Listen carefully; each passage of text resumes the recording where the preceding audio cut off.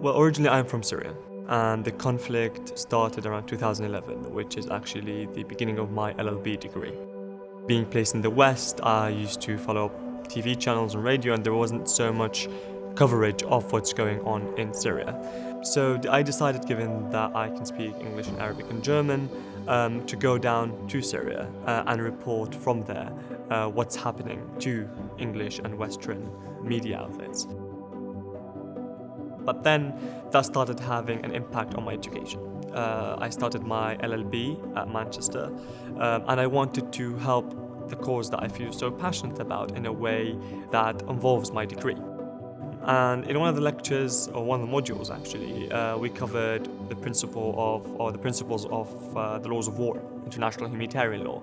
And that's where I thought, wait a second, these principles need to be conveyed to the people on the ground so that we can reduce the suffering of the protected persons, of the civilians, reduce the damage on the infrastructure. And that's where I thought, there are no initiatives doing such a thing in Syria, and although I was second-year law student at the time, it was second-year law module, I felt, okay, this is something worth looking into that will cause a change, and at the same time fall within my degree and my career and the passion that I feel strongly about. Ibrahim came to see us with this very ambitious project of setting up an organization that will provide training in armed conflict. We helped him constitute an advisory board for the organization, of which we became ourselves members, but we brought in other colleagues from other universities. While we did workshops parallelly, we also wanted to reach to a wider target audience, and that's where we started speaking to broadcast institutions, to local media activists, to TV channels, to radio stations, to start and air these principles or these programs to a wider audience. So, for example, we work on widening humanitarian space by educating NGOs, field staff and humanitarian workers field staff on how to work in a conflict in a way which is respecting of the humanitarian principles which are found in international humanitarian law. So it's important for NGOs to be able to access those in need, and to do so they need to work in a very legally compliant manner, both in terms of domestic law and international law. SLDP came up with this idea of how to deal with applying legal standards to judicial processes in non-international armed conflict.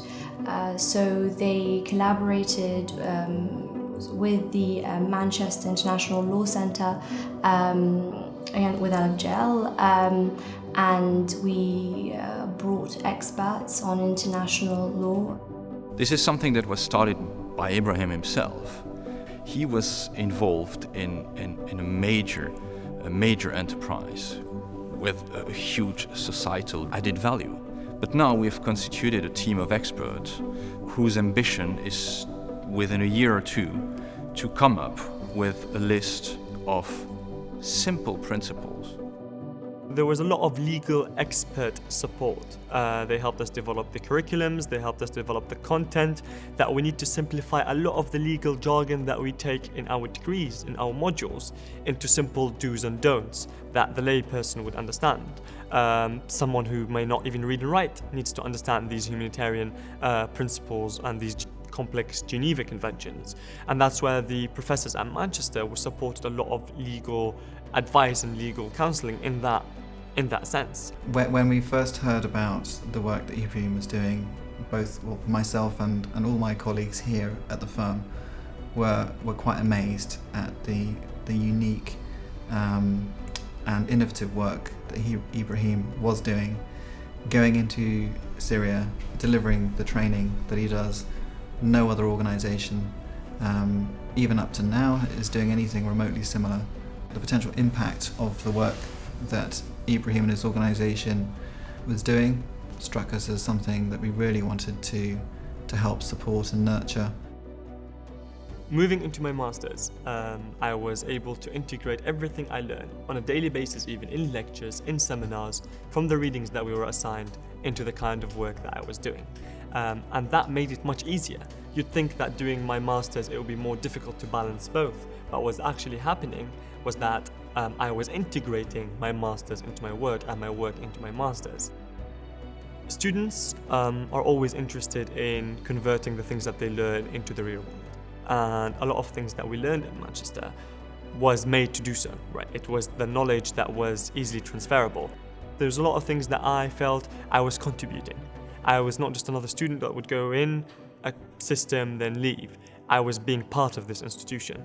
I don't know how Ibrahim managed to fit it in with his studies, or the other way around.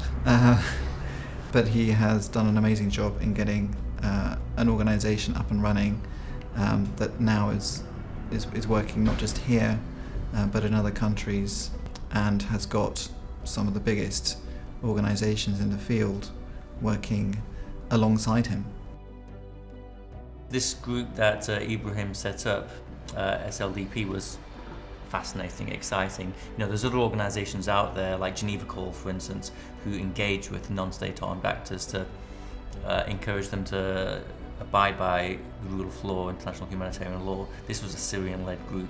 So it's a group we are happy to be associated with and to encourage and give advice where we need to in terms of what the key problems are with particular armed actors, and let them as on-the-ground advocates and trainers get on with that work, and you know, they're doing a good job at it.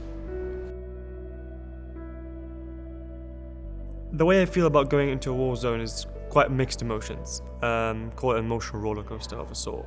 You're happy that you're doing something, you're helping, but you're very sad of what the situation is. You're frightened because there's a lot of bombings and shootings going around you, but at the same time you're proud and you have enough courage to do something like that because you're getting a consequence, you're getting something positive out of it. The most difficult feeling and experience is losing friends. People that you've met in a war zone are friends for life because you question or you feel and you assess their loyalty, their passion, their commitment, their honesty, all within a time frame of a couple of hours of how they react when a bombing happens or how they share the food that they have with other people who are less fortunate. And when I travel back to the UK and these friends pass away, it makes you feel a bit helpless. You feel like you've wished that you spent some more time with them. He won the Distinguished Student of the Year award for the University of Manchester. Every school nominates one student who might be in the running for that, and he won out of numerous nominees across the university, which is an amazing achievement. I'd hope to qualify as a barrister while having the Syrian Legal Development Programme on the side, catering for the legal needs that Syria has. I also hope in the future to be able to translate the experience that I got from Syria, addressing the legal needs of Syria, into other conflicts in the region that may require similar attention. We're very proud of what Ibrahim has achieved during these years at the University of Manchester. Ibrahim was not only a very brilliant student, he also was somebody very generous, somebody ready to give a lot to others and to help students, but also other actors involved in academic debates.